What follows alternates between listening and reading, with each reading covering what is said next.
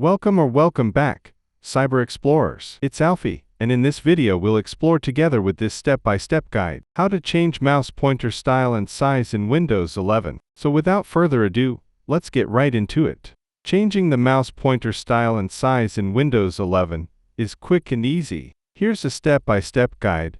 Press Windows key plus I to launch the Settings app. From the left-hand menu, select Accessibility. Under the Vision section, choose Mouse Pointer and Touch. Change pointer style. Select the pointer style you prefer: white, default, black, inverted, custom color.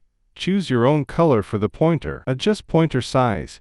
Use the slider under size to make the pointer larger or smaller. The changes will be applied immediately. You'll see the effects of your adjustments in real time, so you can tweak things until they're just right. And that's it for today. If you found this video helpful, please give it a thumbs up, consider subscribing, and don't forget to activate the notification bell so you won't miss out on any new uploads. Thank you for watching. Until next time, see you later.